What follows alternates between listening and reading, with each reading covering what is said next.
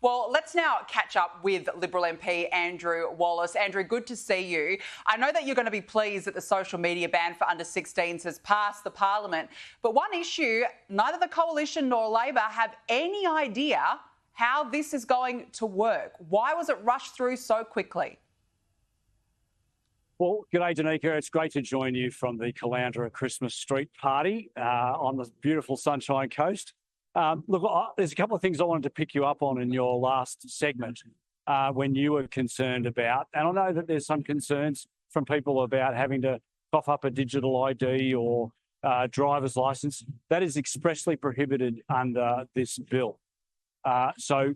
In fact, social media platforms who ask for digital ID or a government form of ID can be fined up to $9.3 million. So that's not going to happen. The Coalition, David Coleman, fought very, very hard to ensure that Australians' privacy was protected. So I want to knock that on the head straight away. You can feel relaxed that that is not going to happen. Right, but why isn't it being left up to parents to make this decision? I mean, this is the fundamental question. Why should a government bureaucrat be in charge of what people should do in their own homes? Well, ultimately, that sort of argument would say, if we're going to run that sort of an argument, it'd be like saying, well, people should have the right to decide whether they want to wear a seatbelt. People should have a right to decide whether they want to wear a motorbike helmet. A civilised society decides at some stage that laws are appropriate, and bearing in mind that social media companies have been let to run riot for nearly 20 years.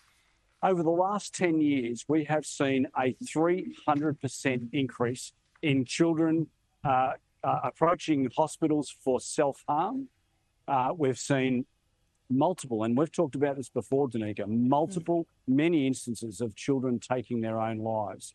Young boys in particular in relation to sextortion cases, and young girls in relation to eating disorders, body image, cyberbullying.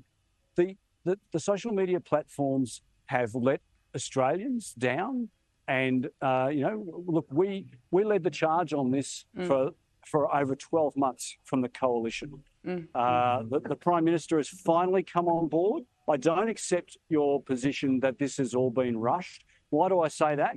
Because we've been talking about this for more than 12 months. I've been on a committee which has been examining this issue for most of this year. We've received over 200 witnesses, days and days of evidence. So this is not something that has been rushed. That's what the social media platforms want Australians to believe, that this is all too hard. It's not, and we'll make it happen. All right. Well, I mean, look, I still maintain that there are very big concerns out there. So let's wait and see how this all transpires and how it actually is put to use. Now, before we let you go, I want to ask you about the Prime Minister's new slogan, "We've got your back." That seems to be what he's taking to the election. What's your response to that? Well, Danica, I've got a really, really simple response to that, and that is this. People of Australia, do you feel better off today than you did in May of 2022? Because everybody I speak to, whether it's mum and dad on Bullcock Street in Caloundra or the small businesses across the country, they all say that they feel poorer. And the reason why they feel poorer is because this government has let inflation get away from them.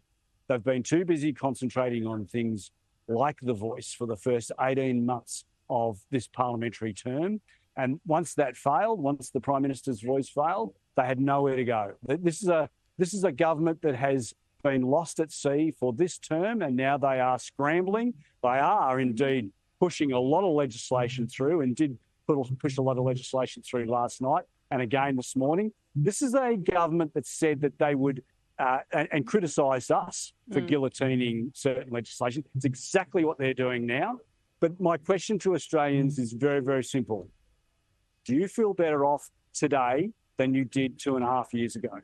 If not, then at the ballot box, whenever that next election is, you've got an opportunity to get rid of Labor and put in Peter Dutton as our next Prime Minister. Spot on, absolutely. Are you, Andrew, going to hop on the teacup and saucer ride behind you there at the show? It's going. It just started in the last minute. Are you going to hop on? I think I'd probably break it, Tanika, but no, I think I'll give that a miss. Oh, look, fair enough. It looks like it's a really great night out there at the show. Authorised by Andrew Wallace, LNP, Boccarina, Queensland.